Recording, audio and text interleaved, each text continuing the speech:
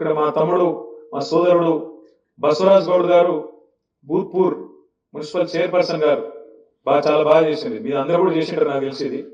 ప్రతి ఒక్కరు కూడా ప్రగతి నివేదిక తయారు చేయమంటే అప్పుడు చేసిరు. మీరు మున్సిపాలిటీలలో చేసిరా అందరూ? ఇంత మంచిగా అనిపించింది. ఇప్పుడు చదువుతుంటే ఈ మున్సిపల్ నివేదిక తాను టర్మ్లో ఏం చేసిండు, ఏ వార్డుకి ఏం చేసిండు అని చెప్పి బసవరాజ్ గౌడ్ గారు ఆయన వైస్ చైర్మన్ ఫోటో, వాళ్ళ ఎమ్మెల్యే గారి ఫోటో, వాళ్ళ మంత్రి గారి ఫోటో, మున్సిపల్ మంత్రి, ముఖ్యమంత్రి, కమిషనర్ ఫోటో, అందరి ఫోటోలు పెట్టి ఏ వార్డు కౌన్సిలర్ ఫోటో ఆ వార్డుకు పెట్టి ఇది చూడు, చాలా మంచిగా ఉంది. ఈ ఫలానా వార్డు ఫస్ట్ వార్డు కౌన్సిలర్ గీన, ఆయన పేరేంది, పేరు బాలకోటి. ఇగో ఆయన దగ్గర కట్టిన డబుల్ బెడ్రూమ్ ఇల్లు, ఆ వార్డులో ఫస్ట్ వార్డులో కట్టిన డబుల్ బెడ్రూమ్ ఇల్లు, కట్టిన సీసీ రోడ్లు, పట్టణ ప్రకృతి వనాలు, డ్రైనేజ్, ఇది చూడు ఎంత బాగా చేశారు. మొత్తం ఒక్కొక్క వార్డు కూర్చోండి బసరాజు, ఒక్కొక్క వార్డు ఎట్లెట్లా చేసిందని చెప్పి భూత్పూర్ కొత్త మున్సిపాలిటీ దానిలో అన్ని వార్డులు మొత్తం 10 వార్డులు ఉంటే 10 వార్డులకు సంబంధించిన కౌన్సిలర్లు ఏ వార్డులో ఏం పని చేసినామని చెప్పి ఫోటోలతో సహా నాకు తెలిసి ఇంటింటికి మంచిరా. మీకు అన్ని అవార్డులు వచ్చినాయి, ఎందుకు రాలేదు కానీ కాదు, మంచిగా పని చేసి అవార్డులు వచ్చినాయి కాదు, మీకు ఇంటింటికి మంచిరా. ఇది ఎందుకు చెప్తున్నా అంటే ఎందుకంటే ఒక భూత్పూరే కాదు, ఇవాళ మీరు నేను చెప్తే కొన్ని మా ప్రజ్ఞాపూర్ అసలే సార్ మా చైర్మన్ సాబ్ అసలే కేసీఆర్ గారి కాన్స్టిట్యూన్సీ కాబట్టి భయపడాలి మనం. ఇది ప్రజ్ఞాపూర్ గజ్వేల్ది ప్రగతి నివేదిక అనా రాజ్మోహన్ గారిది వారిది కూడా ప్రగతి నివేదిక.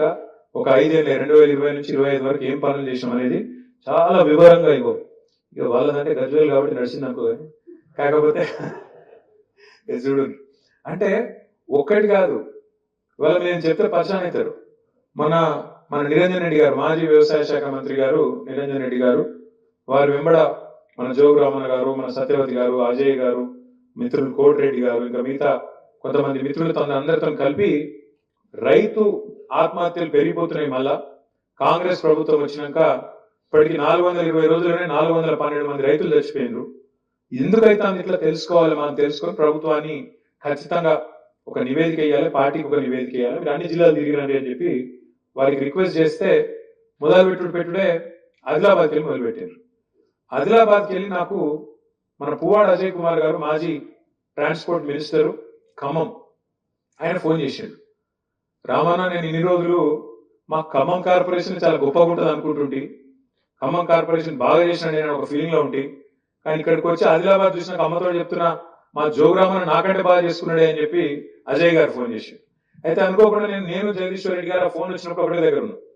అన్న ఇట్లా అంటున్నాడు అజయ్, ఇట్లా అంటున్నాడు అని నేనంటే మా జగదీష్ అని ఏమన్నాడు తెలుసా, నేను నా సూర్యాపేట కంటే ఖమ్మం ఏదో బాగుందట అని చెప్పి అటు ఖమ్మం పోయినప్పుడు అనుకున్నా నేను, మరి ఇప్పుడు ఖమ్మం కంటే ఆదిలాబాద్ బాగుందట అని చెప్పి అజయ్ చెప్తుంటే నాకు ఆశ్చర్యం అవుతుందని జగదీష్ అని అన్నాడు. ఒక ఖమ్మము, ఒక సూర్యాపేట, ఒక ఆదిలాబాద్ కాదు, నేను ఇవాళ చాలా కాన్ఫిడెంట్ గా, చాలా ఆత్మవిశ్వాసంతో, చాలా గర్వంతో చెప్తా ఉన్నా.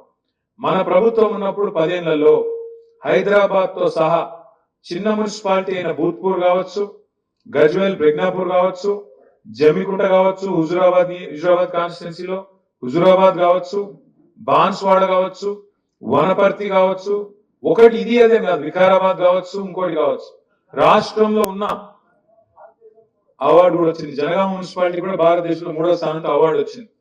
వీళ్ళు వాళ్ళు కాదు, మా జమున గారు వీళ్ళు వాళ్ళు కాదు, ప్రతి ఒక్క మున్సిపాలిటీకి భారతదేశంలో ఏ రాష్ట్రము చేయనంత గొప్పగా అత్యద్భుతంగా తీర్చిదిద్దిన మన పెద్దలు తెలంగాణ బాపు రైతు బంధు కేసీఆర్ గారికి గట్టిగా చప్పట్లతో మనందరం కూడా అభినందించాలి. ఎందుకు జరిగింది అంటే ఏదో ఒక మనిషి ఇట్లా నోట్లకి డైలాగులు కొడితే పనులు కావు.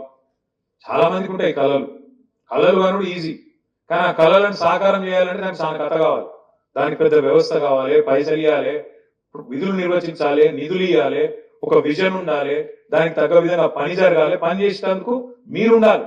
లేకపోతే ముఖ్యమంత్రి కళలు కనుక తెల్లారి వరకు రోడ్లు పడాయి, ముఖ్యమంత్రి కళలు కనుక తెల్లారి వరకు మోరీలు కావు, ముఖ్యమంత్రి గారు డైలాగ్ కొట్టగానే నోట్లకి వెళ్ళి జీవో రాదు, వెనకకెళ్ళి నిధులు రావు. ఇది కావాలంటే ప్రణాళికబద్ధమైన ఆలోచన విధానం ఉండాలి.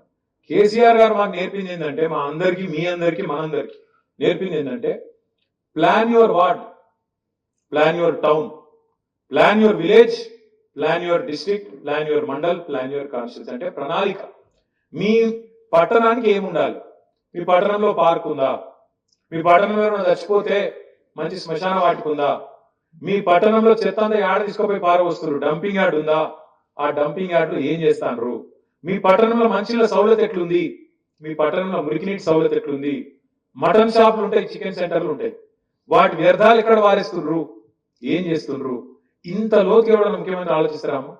గట్ల కేసీఆర్ గారు మాకు కూర్చోబెట్టుకొని ఒక్కొక్క పట్టణంలో ఇప్పుడు మీ ఇల్లు మీరు ఎట్లయితే తీర్చిదిద్దుకుంటారో గట్లనే మన పట్టణాలను మన ఊళ్ళని కూడా తీర్చిదిద్దాలని చెప్పి ఆఖరికి పల్లెల్లో ఎట్లయితే పల్లె ప్రకృతి వనాలు పెట్టుకున్నామో అట్లాగే పట్టణాల్లో కూడా పట్టణ ప్రకృతి వనాలు, డంప్ యార్డ్లు, శ్మశాన వాటికలు, మీ మీ మీ వార్డులో ఇంటింటికి నల్లా నీళ్లు, ఇంటి ముంగట మురికి నీటి కాలువ ఉందా లేదా, ఈ పద్ధతుల్లో ప్లాన్ చేసి సార్ ఏమన్నాడు, మన మీద వచ్చే ఎలక్షన్ కోసం చేయకండి, ఒక 15-20 ఏళ్ల ప్రణాళిక రూపొందించి మొదట 5 ఏళ్ళు ఏం చేయగలుగుతాం, వచ్చే 5 ఏళ్ళు ఏం చేయగలుగుతాం, ఎందుకంటే అన్ని పనులు ఒకటేసారి కావు. పిండి కొద్ది రొట్టె, పిండి ఏంటి ఉంటే రొట్టె కాతే అవుతుంది, అంతేగాని మనం అన్ని ఒక్కసారి చేయాలి చూమంతారంటే కాదు. నేను ఒక 7-8 ఏళ్ళు అమెరికాలో ఉన్నా. అమెరికాను అగ్రరాజ్యం అంటారు, మొత్తం ప్రపంచానికి ఆదర్శం అంటారు, అక్కడ అద్భుతాలు ఉన్నాయి, అదో భూతాల స్వర్గం అన్నట్టు చెప్తారు. కానీ అమెరికాలో కూడా సమస్యలు ఉన్నాయి. అమెరికాలో కూడా ఇల్లు లేని వాళ్ళు ఉన్నారు, అమెరికాలో కూడా రోడ్ల మీద వండుకుంటూ ఉన్నారు, అమెరికాలో కూడా అడుక్కుంటూ వాళ్ళు ఉన్నారు, అక్కడ కూడా సమస్యలు ఉన్నాయి, అయిపోలే. మనిషి భూమి మీద ఉన్నంత కాలం, మనిషి భూమి మీద ఉన్నంత కాలం, ఆ మనిషి నెత్తిలో మీటర్ తిరుగుతున్నంత కాలం సమస్యలు ఒడిచిపోవు. ఒక సమస్య అయిపోతే ఇంకో సమస్య వస్తుంది. ఇప్పుడు మీరున్నారు కౌన్సిలర్లు, చైర్మన్లుగా పనిచేసారు, వైస్ చైర్మన్గా పనిచేసారు, మీ దగ్గరకు వస్తారు, అన్నా నాకు పెన్షన్ పెట్టి అంటారు, పెన్షన్ మీరు పెట్టిస్తారు, తెల్లారది పోతే వాళ్ళు ఇంకో సమస్యతో వస్తారు, అది కూడా చేస్తావు, ఇంకో సమస్యతో వస్తారు.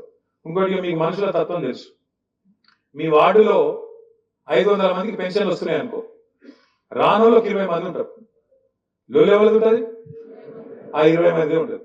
నువ్వు మీటింగ్ పెట్టు, ఎట్లుంటుంది, అంగడంగడంగడంగడి చేసి మొత్తం లొల్లు చేసి అసలు సృష్టికి ఏమనిపిస్తుంది అంటే అసలు వాటిలో ఎవరికి పెన్షన్లు తెలియవు. రేషన్ కార్డు మన ప్రభుత్వం ఉన్నప్పుడు 6.5 లక్షల మందికి రేషన్ కార్డు ఇచ్చినాం మనం, 6.5 లక్షల మందికి. కానీ కాంగ్రెస్ వాళ్ళు అడుగురు ఇప్పుడు ఒక్క రేషన్ కార్డు ఇవ్వలే టీఆర్ఎస్ ప్రభుత్వం అంటారు. అది ఇచ్చినప్పుడు ఆయన సంవత్సరాల వారీగా లెక్క ఇది ఉన్నట్టు వినలే. అందుకే నేను మొన్న ఏం చేసిన, బట్టి విక్రమార్క గారు పాపం డిప్యూటీ సీఎం, ఆయన ఆనాడు ఎమ్మెల్యేగా ఉన్నప్పుడు మధుర నియోజకవర్గంలో అక్కడ మన జిల్లా పరిషత్ చైర్మన్ కమల్ రాజు గారు ఆయన కలిసి ఇద్దరు రేషన్ కార్డుల పంపిణీలో పాల్గొన్న కార్యక్రమాన్ని ఆయననే పెట్టిండు ఆయన సోషల్ మీడియాలో. దాన్ని తీసుకొని నేను రిలీజ్ చేశాను. ఇయ్యలేదంటే మరి అబద్ధం నువ్వు చెప్తున్నావా మేం చెప్తున్నావా? 6.5 లక్షల కార్డులు ఇచ్చింది, కానీ రానోళ్ళు ఉండొచ్చు, 1 లక్షలు 2 లక్షలు ఉండొచ్చు, వాళ్ళది ఉంటుంది. ఎందుకు చెప్తున్నా అంటే సమస్యలు అయిపోవు. మున్సిపాలిటీలో కూడా మీరు మంచిగా పనిచేసారు, బ్రహ్మాండంగా పనిచేసారు, కానీ అవన్నీ భూతల స్వర్గాలు అయిపోయినాయంటే కాలే, ఇంకా సమస్యలు ఉంటాయి, ఇంకా పని బాకీ ఉంటుంది.